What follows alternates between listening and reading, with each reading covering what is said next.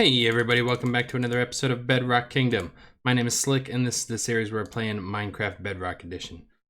So lots of progress has happened in between episodes, so I really want to know what you think of this. Yeah, I've been working really hard on the roof for the castle structure. Let's come up here to the top of this mountain so you can get a better view of it. Psst, down here. Now I'm definitely not a pro when it comes to doing roofs. As you can tell from that deal, that was an exercise in practice there. But I feel like I've really pushed myself for this one. I don't know how I feel about it, so get those comments down below and let me know what you think, because you're not gonna hurt my feelings. Just give me honest feedback on what you think of this roof and the top of this castle. Also, if you would, I'm debating on what to do with these towers here. Let's get back up to the top here. These towers on either side, I thought about doing keeping the same design and putting roofs on top of those as well, but the towers are so wide compared to everything else that I felt like putting a roof on top of those similar in design to this would just dwarf the rest of the structure. So I was afraid of that. So I've never done a poll before, so I might try to do a poll and let me know what you guys think. But I've got two ideas in my head. So either I'm going to do a roof similar to that one there, but more flat on the bottom, and have it come around and up on either side, or I'm thinking about wrapping the edge in like castle decor, like how we have this ridged edge here, wrapping it around and putting trying to build like some kind of structure on top of it. Like a defensive structure, like catapults or ballista or something like that. Something cool for, for visual defensive purposes. So let me know what you think down below. If I can figure out how to do a poll, I'll put a poll in there. But yeah, get those thoughts down in the comments. So let's come around here and I'll show you. I started laying out the wall all the way around the entire spot, and obviously you can see there's a big tower over there now. And I put in a path here and some lighting. Also, this fountain, yeah. So I've been doing a lot of work in between episodes since last week, just trying to make this place look better. And it's starting to feel like a build. It's starting to feel like a base. So let's come inside, and I'll show you some work that I've done inside. Let me just park this guy here. There we go. We'll come inside, and I moved all the walls up. I still have a lot of detail work, and I still want to put ceilings in. Obviously, I'm not going to leave this open all the way to the top. I'm going to put ceilings in, and I've got to figure out the designs for those and see how things are, how each one is going to be different. So out here, this is where we talked about putting in a private garden. So I glassed the top of this, so it's more like a greenhouse, So I'll put in a lot of plants and things in here. That's going to be a future project there. So yeah, let me know what you think about all this stuff. I'm pretty excited about it, but let's move on to the project of the day. So now that we've gotten a ton of slime balls and a ton of iron, it's time to start building some farms. So down here, I've carved out this area. This is going to be our war room. So eventually I'm going to move the planning board into here. So this is going to be our project planning room. I'm going to deck this out for like a war planning room. So I'm thinking about maybe a big long table. I'm going to have maps on the walls, things like that. So this is going to be our project room moving forward. So to start us off, I loaded up this chest with items for project for today. So let's take a look. I'm sure you can figure out from all of these things that we're building us a sugarcane farm, because all of our villagers that we got in the last episode, for the vast majority of them, are librarians, and we need lots of paper to get lots of emeralds from those guys. Plus, in the next few episodes, I'm going to want to go to the end, fight the dragon, and get us an elytra, and we're going to need lots of paper for rockets. And this will just help get us on the way. So let's head over to that tower and see what I've got planned for today. So here it is. So I played around in a creative testing world and came up with this design that would fit in this tower. I didn't want to go any bigger on the tower, and I definitely wanted it to be a tower here. So essentially I started these templates over here, so I just need to extend out these blocks, and that's going to be the start of our farm. So we'll just come all the way across like so on each of these sides. And where that dirt is going to be our sugarcane, where it'll be planted. So we'll just come across like this on both sides, and then we will start adding in all of the redstone components. So let me get all these blocks moved all the way across, and then I will bring you back to hopefully not embarrass myself putting all the redstone together. And just like that, we've got all of these blocks in place. I went ahead and started planting as much sugarcane as I could. We just need to let that grow up so I'll have enough to start filling in all the other layers. I've still got a little more, but definitely not enough to fill every layer. So I've just gotten those for now. And I did go ahead and place all of the sticky pistons in place. It was just way easier to do as I was building it up. So I went ahead and put them in there. And I also reconfigured the little water stream at the bottom so that way we don't have any dead spots, because the way I had it laid out previously, there were a few dead spots where if sugarcane had landed, it would have just despawned, and we definitely don't want that. So without further ado, let's get started on this redstone. So I am most certainly not the the best redstoner in the world, but I'm a firm believer that as long as it works, it's not stupid. So we need to power all of these pistons on both sides at the same time. So we're gonna start by placing blocks on the back of all of these. We need to put a dust on top of this one on the end and close it off just like that. And then let's come around the other side, do the same thing in this corner, please. Like so. And then we just need to, let's see how we're gonna do this. We just need to get dust on all of those, on that one, and then let's see. We should be able to just connect these together like this, and on this side as well, and just run dust on all of these. Hey, down here. Let's see. 2, 3. Just cover everything with dust. There we go. And I don't think we actually need this one, do we? Yeah, we do. All right, one in there. Those 3. Go ahead and bring it out a little bit because, well, we probably don't need those. Just need one here, like this. And one on there, and that'll connect all of that. And so now we can just give this a little test. Let's just throw a torch on it somewhere and see if everything goes. So this did not go because it doesn't go down, so that needs to be a full block. Okay. Now let's see.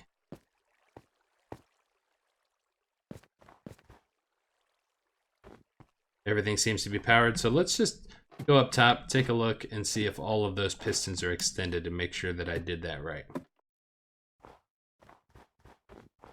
Here, if I can see. So from up here, we're looking at that very bottom layer, and you can see there's one little block that's not popped out. So that means we're missing one, and it would be the second one in from here. This is gonna hurt. Oh, that one. There we go. So just like that. And now all we need to do is repeat this on every layer. So let's make it happen. All right, so all the redstone is now in place to fire the pistons, and I went ahead and put out some more sugarcane. So I filled up a few more layers. We've still got the bottom 2 levels to go, but if we just pop a torch right here, you'll see this side will spit out. Yep, there she goes all the way across. Now let's check the other side, make sure I didn't mess anything up over here. All the way down. Yep, everything seems to be in order. So now we just need to tell the system when to do that. So I've got a little notch cut out here, and we need to look at this sugar cane. So what we're gonna do is we're going to face that downwards like so. I'm just gonna block that off for aesthetic purposes. There we go. And you know, I also want to be able to turn this farm on and off just in case. So I've got a lever down at the bottom, and I brought up a torch tower. Climb back up since I fell down. So I brought up this torch tower. So if I flip the lever, then this torch will come on and power this dust. So let's see.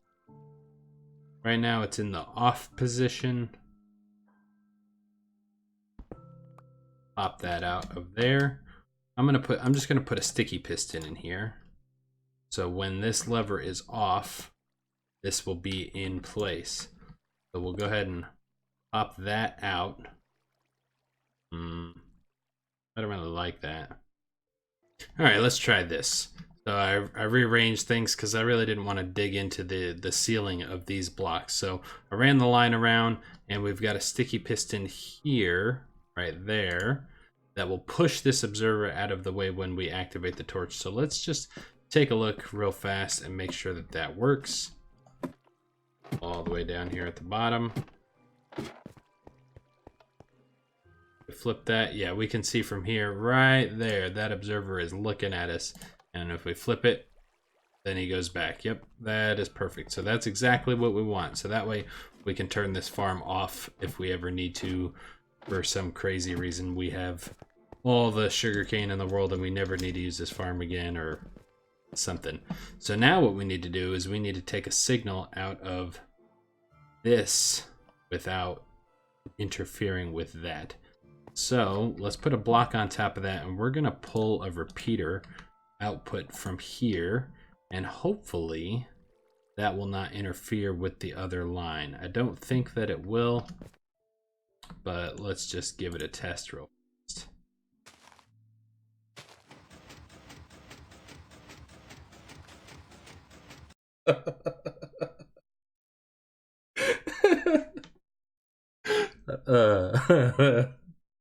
So I'm editing this video, right? And it's like hours and hours later from that clip. And like, I just couldn't help myself. Like, you know, looking back, I thought, oh, well, I'll just cut this part out because it's embarrassing. But like, I'm going to leave that part in there right there because I feel like it's important for you guys to know, like, the things that happen. And yeah, it's so hilarious because, you know, obviously afterwards I realized why this piston is just going and going and going, like the observer's powering it over and over. Like, duh, I get it. But it's important that you try things. See, so many people get scared of redstone. They just don't try and even mess with it. Like all my kids, like none of them even try to do anything redstone related. Really, not on their own, but just play with it, okay? You're not gonna break it, and if you do, something like that happens, and it is hilarious. Like I just, you know, I said, let's give this a shot, and then the piston's just going back and forth, and the observer's just like boom, boom, boom, boom, boom, and then like I stared at it for a solid 4 seconds, and then I broke the sugarcane. Like that was gonna fix it. Like, oh, let me just get rid of that. That's what the problem was. Boom. And then I looked for like another 2 seconds, and then yeah, that's where the video cut. So back to our regularly scheduled programming. All right, technical difficulty sorted out. That is now going to work. I had to move everything up by a block because the torch tower was interfering, or the redstone line was interfering with the piston. So I brought the torch up one more and moved the piston back one, so that way the farm being on results in this piston being in the on position. So all of that is working just fine now. And now what I want to do, so I don't fall down here again, because now I've fallen 3 times, I'm just going to go ahead and cover this with glass. We can do it faster than that, like so. This is a nice feature about Bedrock. I know I complain a lot, but being able to place blocks easily, yeah, it's definitely a lot easier on Bedrock than it is on Java. So now what we need to do is we need to link the redstone across both of these. So let's see, let's get my smooth stone out. We're just going to put one there and one over here and connect that line there, that line there. So now all I got to do is power both of those at the same time. And I think in order to do that, I really don't want to have to run the redstone around all the way. Let's do it on the end. Let's do it on the far end. That'll be easier. Put that there. Like so.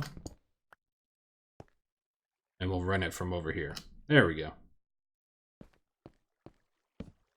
So we'll just run a line into this. We're gonna need some more redstone dust.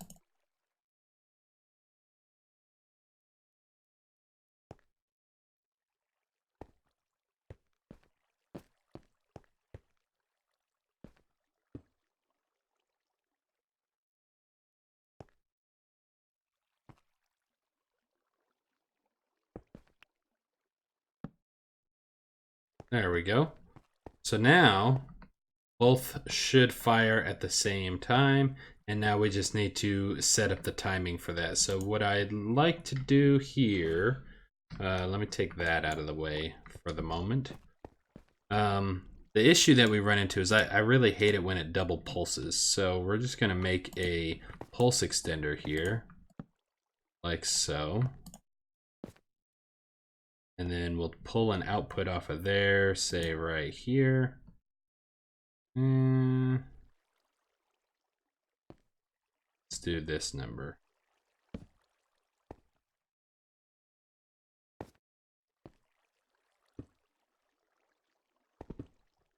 Like that.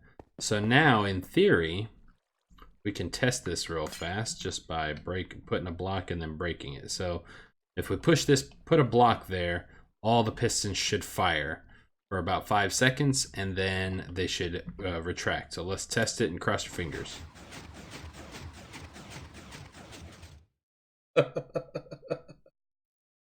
Hey, it might not have worked the first time, but it works now. So let's take a look. So if we just break this torch real fast, you can see that the observer has been withdrawn.